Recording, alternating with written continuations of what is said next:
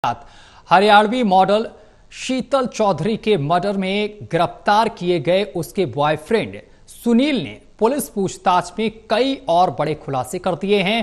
DCP के मुताबिक शीतल अविवाहित लड़कों से बात कर रही थी और 14 जून की रात को शराब पीने के बाद दोनों का कार में किसी बात को लेकर झगड़ा हो रहा था। बार बार शीतल के किसी लड़के से फोन पर बात करने से सुनील चिढ़ गया था और उसने रंजिश पाली हुई थी।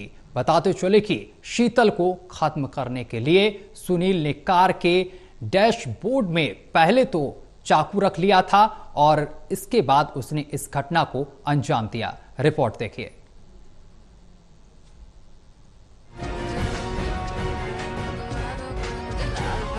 सोशल मीडिया पर जरूरत से ज्यादा वक्त गुजारना और रील बनाने का शौक युवाओं के करियर और जिंदगी के साथ खिलवाड़ कर रहा है। मॉडल शीतल चौधरी के साथ भी यही हुआ और उसके पारिवारिक जीवन में कलेश शुरू हो गया। शीतल उर्फ सिमी के पति संदीप ने परिवार और बच्चों पर ध्यान देने के बजाय एक्टिंग करने और रील बनाने की शौकीन होने के कारण शीतल से अलगाव कर लिया। वो पति से अलगाव के बाद अपनी 9 साल की लड़की और 8 साल के लड़के के साथ बहन नेहा के साथ रहने लगी थी और अब खुलकर हरियाणवी एल्बम में काम करने लगी थी। इस केस में अब रोजाना नए नए खुलासे हो रहे हैं। पूरे रूट की निशानदेही करवा के कहां से वो चले थे, कहां से कहां उसने लड़की को चाकू मारे और कैसे कैसे उसने गाड़ी को नहर में धकेला। तो ये चीज़ें आज करवाई गई हैं और उसके अलावा फुटेज वहाँ की ली गई है जहाँ से ये चले थे, गौशाला से जो चले थे, तो वहाँ की फुटेज ली और निशानदेही करवाई गई है। पुलिस पूछताछ में एक बड़ा खुलासा ये भी हुआ कि सुनील ने 14 जून की रात को कार में शीतल को भी शराब पिलाई थी। दोनों नशे में थे।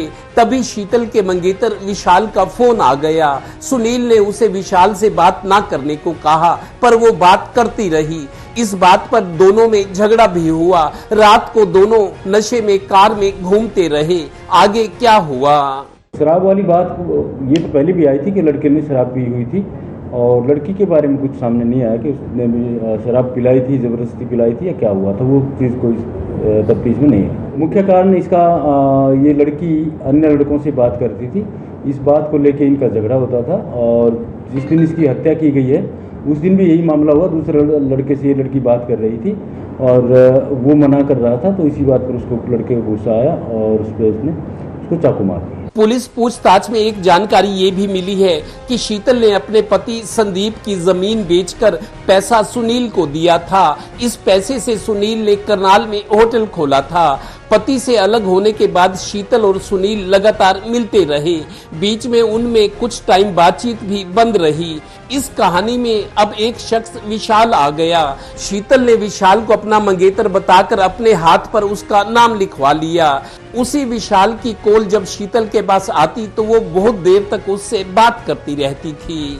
यही विशाल ही सुनील के लिए बड़ी परेशानी बन गया था। 14 जून की रात को विशाल का फोन दोबारा आने पर शीतल की उससे लंबी बात हुई जिससे सुनील चिढ़ गया और कार के डैशबोर्ड से चाकू निकालकर शीतल का गला रेत दिया और फिर कार को जाकर नहर में गिरा दिया। साजिश उसके मन में तो थी क्योंकि इसने चाकू पहले से रखा हुआ था। अगर साजिश ना होती तो चाकू ये क्यों रखता?